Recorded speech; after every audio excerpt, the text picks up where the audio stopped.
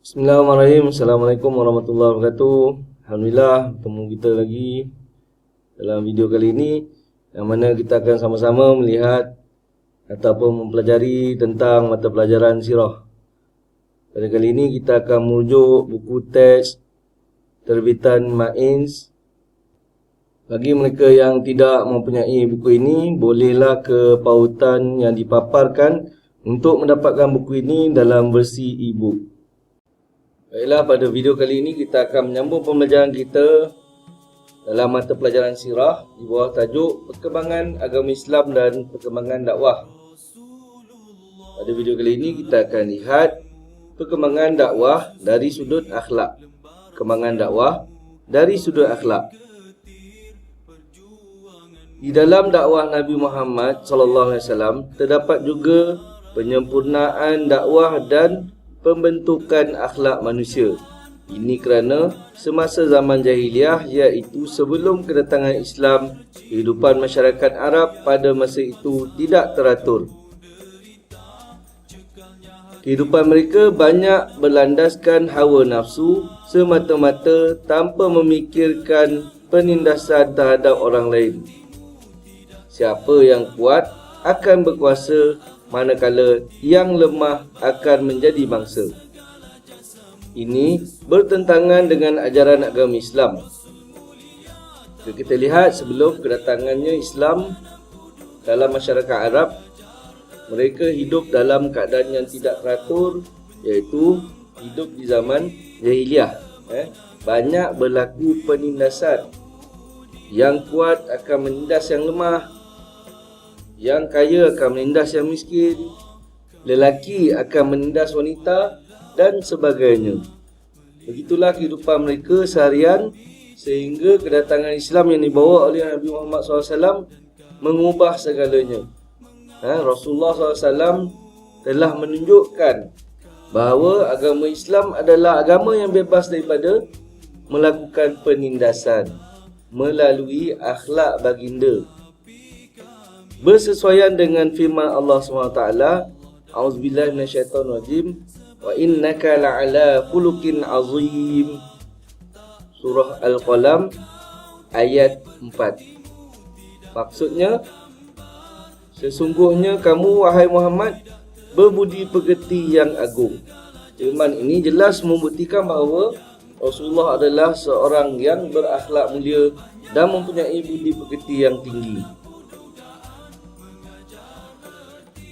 Amalan penduduk pada zaman jahiliah sebelum kedatangan Islam. Mari kita lihat apakah amalan-amalan yang dilakukan oleh masyarakat jahiliah sebelum kedatangan Islam. Antara amalan tersebut, yang pertama ialah menjadikan wanita sebagai hamba. Golongan wanita pada waktu itu dijadikan sebagai hamba pada golongan lelaki. Yang kedua, wanita boleh dijual beli dan diwarisi. Selain dijadikan hamba, mereka juga boleh dijual beli dengan sesuka hati dan diwarisi. Wanita ni, golongan wanita ni boleh dijual beli dan boleh diwarisi pula. Kemudian yang ketiga, berzina, minum arak dan berjudi. Ini adalah perbuatan keji yang telah dilakukan oleh mereka pada zaman jahiliah, iaitu berzina, minum arak dan berjudi. Perbuatan ini sangat berleluasa pada zaman tersebut. Dan yang keempat, menindas golongan yang lemah. Seperti mana yang dikatakan tadi, golongan yang lemah, yang miskin akan ditindas oleh golongan yang kuat dan kaya. Yang kelima, merompak, membunuh dan suka berperang. Mereka juga hidup dalam keadaan yang tidak aman, penuh ketakutan, iaitu sentiasa berlaku kejadian rompakan, pembunuhan dan peperangan sesama mereka. Dan yang terakhir adalah menanam bayi perempuan hidup-hidup kerana menganggap anak perempuan membawa bencana. Ini adalah tanggapan mereka. Apabila mereka mendapat anak perempuan, mereka akan menanam anak perempuan itu hidup-hidup. Kerana apa?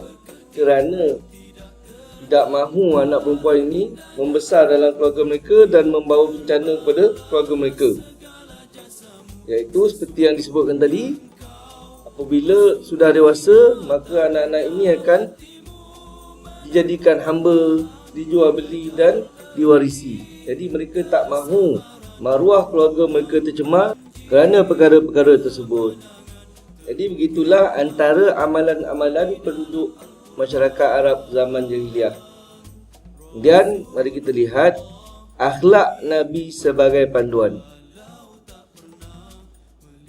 Nabi Muhammad SAW mempunyai kesempurnaan dari segi jasmani dan rohani. Baginda memiliki rupa paras yang tiada tolak bandingnya, wajah yang kacak dan kulit yang putih berseri. Wajah baginda sentiasa berseri.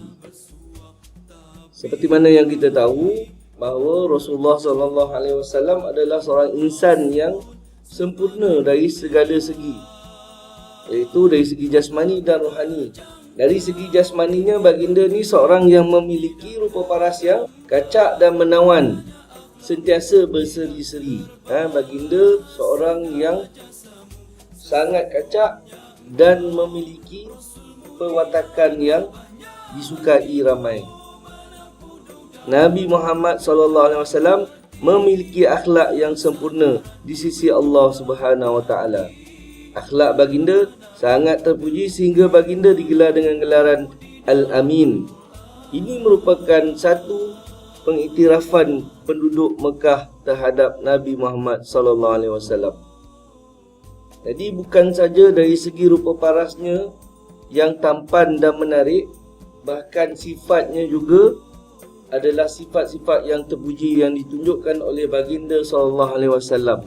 Sejak dari kecil hinggalah ke dewasa, baginda menunjukkan akhlak yang mulia, akhlak yang terpuji, sehinggakan baginda sendiri digelar oleh penduduk Mekah dengan gelaran Al-Amin, iaitu gelaran yang bermaksud orang yang dipercayai. Rasulullah SAW menjadi orang yang paling dipercayai di kalangan mereka pada zaman tersebut, kerana dengan sifat-sifat yang mulia yang ditunjukkan oleh baginda SAW.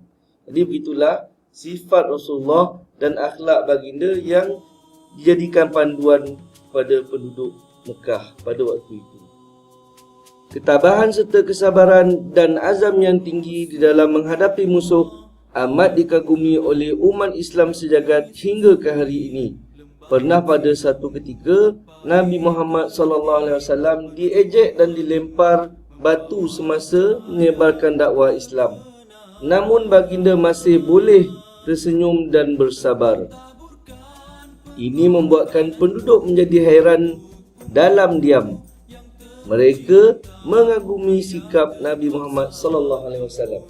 Ketika mana Nabi Muhammad SAW ketika itu sedang berdakwah di negeri Taif, yang mana baginda disambut dengan ejekan dan dilontar dengan najis dan batu sehingga berdarah, namun baginda tetap bersabar dan mampu tersenyum.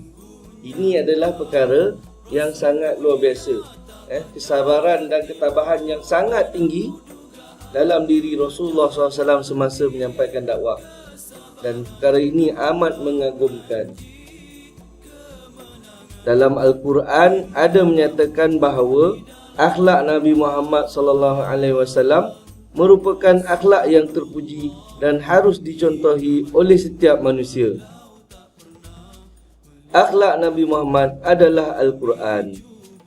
Di mana hadis riwayat Muslim yang mengatakan bahawa ketika mana Sayyidatina Aisyah ditanya tentang akhlak baginda SAW, lalu Aisyah menjawab, akhlak Nabi Muhammad SAW adalah Al-Quran. Yang bermaksud di sini jelas bahawa ia meliputi semua akhlak-akhlak yang mulia yang ditonjolkan oleh baginda SAW. Akhlak Nabi Muhammad SAW bermula sejak kecil. Jadi mari kita lihat akhlak baginda semasa kecil. Nabi Muhammad SAW memiliki akhlak yang terpuji dan mulia sejak dari kecil lagi.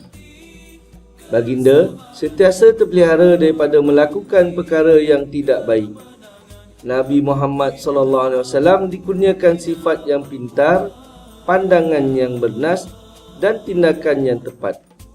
Sifat-sifat ini telah ada pada Rasulullah SAW sebanyak baginda kecil lagi. Allah telah memelihara Rasulullah SAW daripada melakukan perkara-perkara yang tidak baik. Dan baginda juga dikurniakan dengan kepintaran yang sangat luar biasa. Nabi Muhammad SAW akan melakukan perkara yang baik serta meninggalkan perkara yang tidak baik. Baginda tidak pernah memakan sembelihan yang bertujuan untuk menyembah berhala, tidak pernah merasa arak, lebih-lebih lagi meminumnya, dan tidak pernah pergi ke tempat pemujaan berhala dan majlis-majlis yang berkaitan dengan penyembahan berhala. Jadi sejak kecil lagi Rasulullah SAW telah dipelihara oleh Allah SWT daripada melakukan perkara-perkara yang menjurus ke arah perbuatan syirik. Jadi Rasulullah SAW sendiri tidak pernah memakan sembelihan yang bertujuan penyembahan. Dan Rasulullah SAW sendiri tak pernah merasa arak, apatah lagi minum arak. Rasa setitik pun tak pernah. Dan baginda juga tidak pernah pergi ke tempat-tempat penyembahan berhala. Di situ Allah telah menjaga baginda sejak dari kecil sebelum diangkat menjadi Rasul. Mari kita lihat akhlak Rasulullah dalam berkeluarga. Akhlak berkeluarga. Firman Allah SWT, A'udzubillahi minasyaitonirrajim. Ya ayyuhalladzina amanu qu anfusakum wa ahlikum nara wa quluhan nas wal hijarah 'alaiha malaikatun ghilazun shidadun la ya'sunallaha ma amarahum wa yaf'aluna ma yu'marun. Surah At-Tahrim ayat 6. Maksudnya, wahai orang-orang yang beriman, peliharalah diri kamu dan keluarga kamu dari neraka yang bahan-bahan bakarnya manusia dan batu berhala. Neraka itu dijaga dan dikawal oleh malaikat yang keras layanannya. Mereka tidak menderhaka kepada Allah dan segala yang diperintahkan kepada mereka, dan mereka pula tetap melakukan segala yang diperintahkan. Jelas dalam ayat ini bahawa firman Allah SWT supaya menyuruh kita untuk menjaga diri kita dan ahli keluarga kita dari terjerumus ke dalam neraka. Yang mana di dalam neraka itu bahan bakarnya daripada manusia dan batu berhala. Ini amaran daripada Allah SWT supaya kita menjaga diri kita dan menjaga keluarga kita daripada melakukan perkara-perkara yang boleh membuatkan kita terjerumus ke dalam neraka, seperti mana yang dilakukan oleh Nabi Muhammad SAW dalam menjaga keluarga baginda. Di dalam berkeluarga, Nabi Muhammad SAW banyak menunjukkan contoh teladan yang baik. Ini penting bagi mewujudkan rumah tangga yang aman dan harmoni. Baginda mementingkan keadilan dan mengutamakan kesabaran dalam memimpin keluarga. Nabi Muhammad SAW juga bersikap penyayang terhadap keluarga. Nabi Muhammad SAW tidak pernah menunjukkan sikap berat sebelah dalam memimpin keluarga. Ini bertujuan untuk mengelakkan sikap iri hati di kalangan ahli keluarga. Dalam memimpin keluarga, baginda SAW sangat mementingkan keadilan dan mengutamakan kesabaran. Ini untuk mewujudkan suasana yang aman dan harmoni dalam keluarga. Dalam keluarga juga baginda sendiri menunjukkan contoh dan teladan serta akhlak yang mulia, supaya diikut oleh isteri-isteri baginda dan anak-anak baginda. Itulah kehebatan Rasulullah SAW dalam memimpin keluarga. Baginda juga tak pernah bersikap berat sebelah. Sentiasa bersikap adil dalam menguruskan rumah tangga baginda. Baginda juga memiliki sifat tolak ansur. Nabi Muhammad SAW pernah membantu isteri dalam melakukan kerja rumah, menjahit baju dan sebagainya. Nabi Muhammad SAW berjaya membina keluarga yang berjaya di dunia dan di akhirat. Bahkan baginda sendiri pernah melakukan kerja-kerja rumah, seperti mengemas rumah, kemudian menjahit baju dan sebagainya. Ini menunjukkan bahawa sifat yang ditunjukkan oleh baginda ini adalah sifat yang sangat terpuji. Walhal baginda adalah seorang pemimpin negara, tapi baginda turut membantu isteri-isteri baginda dalam melakukan kerja-kerja rumah. Itulah hebatnya Nabi kita, Nabi Muhammad SAW, yang berjaya membina keluarga yang berjaya di dunia dan di akhirat.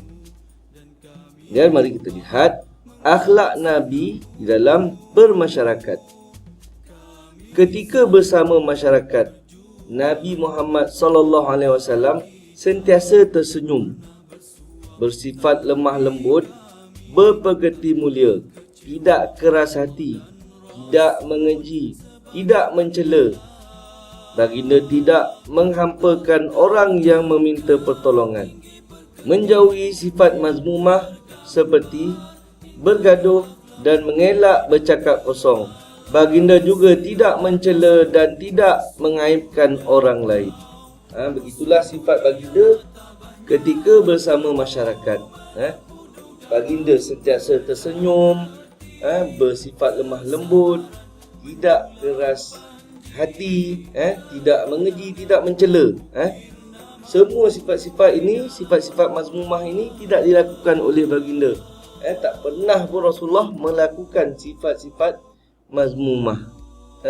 Jadi sesuailah baginda menjadi seorang pemimpin, kerana dengan sifat yang terpuji ini baginda dapat melatih dan mendidik umatnya berdasarkan akhlak yang ditonjolkan oleh baginda sendiri. Nabi Muhammad SAW juga tidak pernah mengangkat suara yang tinggi atau menjerit ketika berkomunikasi. Nabi Muhammad SAW tidak pernah memukul atau menampar orang lain. Baginda juga tidak menyimpan dendam kepada sesiapa yang melakukan kesalahan terhadap dirinya. Baginda sentiasa memaafkan kesalahan orang itu. Dalam bergaul dengan masyarakat, baginda tak pernah pun meninggikan suara, tak pernah menjerit ketika bercakap dengan orang lain. Baginda juga tak pernah memukul ataupun menampar orang lain. Baginda ni seorang yang sangat lemah lembut dan mempunyai budi pekerti yang tinggi. Baginda juga tidak menyimpan dendam di dalam hati dan sentiasa memaafkan kesalahan orang lain. Itulah sifat terpuji yang ditunjukkan oleh baginda SAW dalam bermasyarakat. Baginda insan pemaaf. Nabi Muhammad SAW mempunyai sifat pemaaf yang sangat dikagumi. Sifat baginda ini telah membuatkan ramai musuh Islam telah beriman kepada Allah SWT dan menerima Islam sebagai cara hidup yang sempurna. Rasulullah SAW adalah seorang yang sangat pemaaf dan tidak menyimpan dendam. Baginda akan sentiasa memaafkan orang-orang yang telah melakukan kesalahan terhadap baginda, sama ada kesalahan yang kecil maupun kesalahan yang besar. Baginda tetap memaafkan mereka dan akhirnya mereka memeluk Islam kerana kagum dengan sifat pemaaf yang ditunjukkan oleh Rasulullah SAW. Antara cerita berkaitan kesabaran baginda ialah Pertama, Nabi Muhammad SAW tidak pernah marah kepada pembantunya, walaupun kadang-kadang mereka tidak melakukan suruhan baginda. Nabi Muhammad juga sentiasa memaafkan orang yang melakukan keburukan ke atas diri baginda. Baginda tidak pernah berkasar walaupun terhadap musuh. Contoh yang jelas apabila baginda telah memaafkan semua orang musyrikin Mekah semasa pembukaan kota Mekah.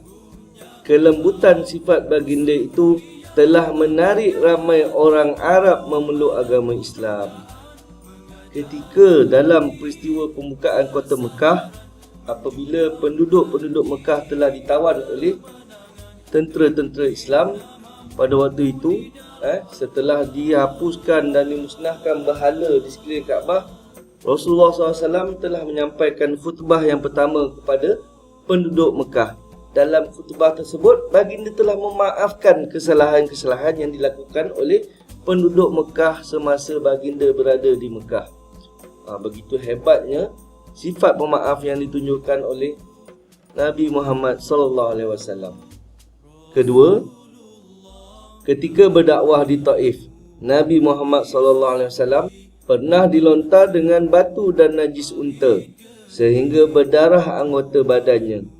Namun baginda tetap berdoa supaya Allah memberi hidayah dan petunjuk kepada penduduk Taif, walaupun malaikat menawarkan bantuan memusnahkan kaum itu. Ketika baginda selesai saja menyampaikan dakwah di Taif, tanpa membuahkan hasil, bahkan baginda diejek dan dilontar dengan batu sehingga berdarah anggota baginda. Dan datang pula malaikat menawarkan untuk menghancurkan penduduk Taif. Namun baginda tidak mudah untuk menyuruh malaikat berbuat demikian.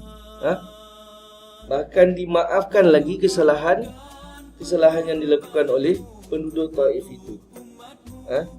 Dan Rasulullah sendiri memohon agar Allah SWT memberi hidayah dan petunjuk kepada penduduk Taif. Begitu tinggi kesabaran, ketabahan dan sifat pemaaf yang ditonjolkan oleh Rasulullah SAW. Ketiga, peristiwa Da'thur yang cuba membunuh Nabi Muhammad SAW ketika baginda berehat di sebatang pokok dalam peperangan Ghatfan. Nabi Muhammad SAW berjaya merampas pedang daripada tangan Da'thur, tetapi baginda tidak marah, malah memaafkan Da'thur. Peristiwa keberanian dan kesabaran baginda ini mendorong Da'thur memeluk Islam. Peristiwa ini berlaku dalam peperangan Ghatfan. Dalam peperangan tersebut, ketika Rasulullah berehat di sebatang pokok, datang seorang lelaki bernama Da'thur cuba membunuh Rasulullah SAW. Dalam pergelutan tersebut, Rasulullah telah berjaya merampas pedang di tangan Da'thur. Namun begitu, Rasulullah tidak membunuh Da'thur, sebaliknya memaafkan beliau. Dengan sifat pemaaf yang ditunjukkan ini, Da'thur rasa kagum dan memeluk Islam.